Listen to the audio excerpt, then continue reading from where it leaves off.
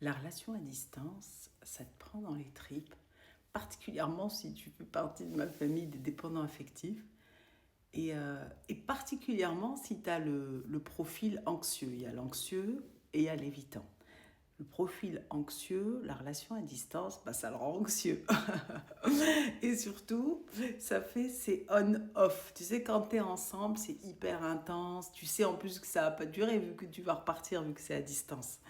Et donc tu vas l'apprécier, peut-être même en étant un petit peu, en marchant un peu sur des œufs, parce que tu peux penser déjà à l'après et pas être complètement là. Et à te dire, ah, je veux pas gâcher ça, c'est tellement précieux. Et à côté de ça, tu as bah, après la distance. Donc ces moments de hyper connexion, très très forte, à déconnexion totale. Et nous, les êtres humains, d'une façon globale, les moments de déconnexion, ce pas des moments qu'on apprécie spécialement, surtout quand c'est on-off, on-off, chaud, froid. C'est difficile pour notre cœur, particulièrement pour le cœur d'anxieux. Je ne dis pas que c'est facile pour l'évitant, mais l'évitant ou le fuyant, comme va avoir besoin de beaucoup d'espace pour fuir quelque part la peur de souffrir, la peur d'être étouffé et la peur de plus exister par lui-même. Et donc cette distance, quelque part, va être presque bénéfique. Et pour la personne anxieuse qui a besoin d'attention, elle en a encore plus besoin quand il y a de la distance. Et ça vient créer un cercle vicieux assez merdique d'être encore plus en attente du fait de la distance géographique.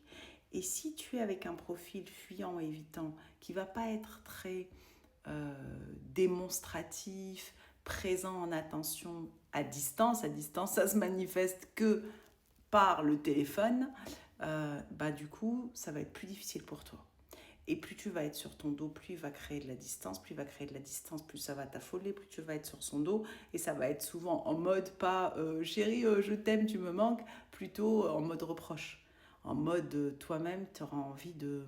Ça va te faire douter. Ça va te faire douter du lien. Ça va te faire douter de ses sentiments. Ça ne veut pas dire qu'il n'en a pas ou qu'elle n'en a pas. Et en même temps, la relation à distance, donc quand on a ce profil anxieux, elle te permet de travailler sur toi, encore plus qu'une relation dans la vraie vie. Même si, quand on est dépendant affectif et qu'on est ensemble au quotidien, qu'on vive ou pas ensemble, cette anxiété, elle est là. On va pas se mentir, elle est là tant qu'on n'a pas été travaillé dessus pour aller apprendre à rassurer toi-même cette part de toi qui a besoin d'être rassurée par l'autre, rassurer que tu vas pas être abandonnée, que tu vas pas être rejetée, que tu es digne d'être aimée, que tu es importante pour cette personne. De toute façon, ça c'est dans tous les profils anxieux évitants. Mais la distance, elle le démultiplie. Elle te le fait encore plus, c'est le feu d'artifice. Et, euh, et ce qui est intéressant là-dedans, c'est de reprendre les rênes de son cœur, de deux façons. La première, c'est que tu peux apprendre à travers l'attitude, le comportement de ton ou ta partenaire, qui va être facilement, vu que c'est son costume de survie, tourné vers des choses prioritaires pour elle ou pour lui. Parce que c'est sa façon c'est son costume. Je vais pas appeler ça de l'égoïsme, même si je peux être tentée. Mais c'est pas de l'égoïsme, c'est un comportement qui protège, qui va être de pas mettre justement toute l'attention sur toi, par peur de souffrir aussi, par peur d'être abandonné, par peur de s'attacher à toi, par peur que tu l'abandonnes, par peur aussi que tu l'étouffes et que tu l'engloutis. Et de toute façon, bon, ce genre de l'explication de ce genre de profil, tu verras dans mes programmes de couple et où je zoome évidemment en particulier sur ces deux profils-là. Et j'accompagne en particulier ces deux profils-là dans des immersions de plusieurs jours. Et ces profils-là, les deux, que tu sois dépendant, affectif, anxieux ou évitant. Les deux, on a la même blessure, hein, on va pas se mentir. Elle n'a pas une meilleure qu'une autre, c'est la même, c'est la blessure d'abandon et de rejet. On va juste l'exprimer autrement. Et on se met ensemble justement pour la voir, sinon on ne la verrait pas. Et ce que je voulais dire, c'est que la première, c'est d'apprendre à travers l'attitude de ton partenaire. Tout comme lui, d'apprendre à exprimer ses émotions à travers ta façon d'être. Parce que quand tu as le profil anxieux, tu vas exprimer plus facilement les choses. Ça te rassure même. Mais c'est ton costume de survie à toi aussi. Tu le fais naturellement. Et on va apprendre l'un de l'autre. On va apprendre à exprimer, à être plus relié à notre cœur. Et on va apprendre aussi à penser à s'occuper de soi et d'arrêter de mettre toute notre attention sur l'autre. D'avoir ton propre espace aussi. D'apprendre à te voir, à te chouchouter toi, à prendre soin de toi. Et donc cette relation à distance qui vient titiller tout ça, si tu en profitais, de toute façon géographiquement vous n'êtes pas ensemble, ça sert à rien d'aller te rendre malade. Donc c'est de te ramener à toi, te ramener à toi. J'ai envie de dire c'est un cadeau quelque part, même si on en souffre énormément. Et j'en parle en connaissance de cause, chez ce profil-là évidemment, c'est pas un scoop. Et c'est pour ça que je t'accompagne. Et c'est pour ça que j'ai créé le club des dépendants affectifs qui est ouvert autant aux anxieux qu'aux évitants. Parce qu'en réalité, la relation, elle nous fait souffrir de part et d'autre. On va juste pas l'exprimer pareil. La relation affective au sens large. Et donc c'est de te ramener à toi pour aller apprendre à te prioriser, apprendre à te choisir, apprendre à arrêter de faire passer tout le monde avant toi.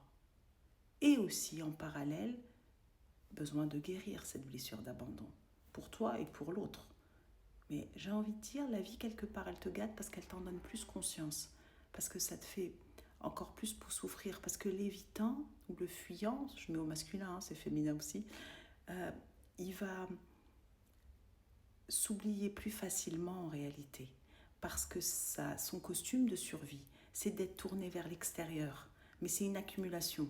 Ça va être le travail, les amis, les associations, les enfants, tout ça accumulé, il ne s'en rend pas compte en réalité qu'il se fuit.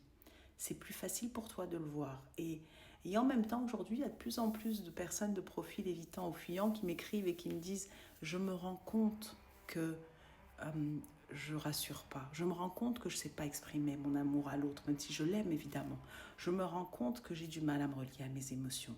Je me rends compte que je fuis facilement parce que j'aime pas le conflit.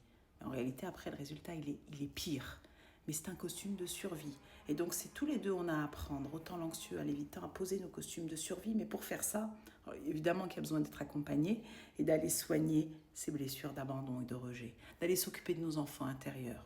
D'aller s'occuper de notre lignée familiale, parce qu'on part tout ça. On n'est pas tout seul, on n'est pas arrivé comme ça, on le porte, évidemment. C'est nos lignées aussi.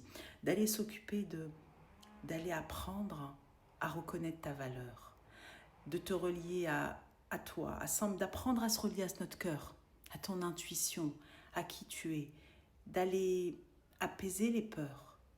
Et pour ça, il y a besoin d'aller guérir notre cœur et être dans l'amour, dans la foi, en toi et en la vie. Et cette magnifique épreuve que tu vis dans ton couple, que tu sois à distance ou pas, tous les couples, ils nous titillent. C'est juste qu'à distance, c'est démultiplié. Et si elle était là pour te ramener à toi?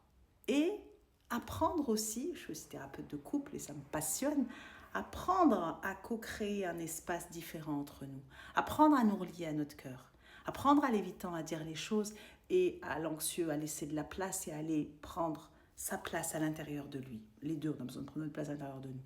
Et tout ça, on l'apprend ensemble.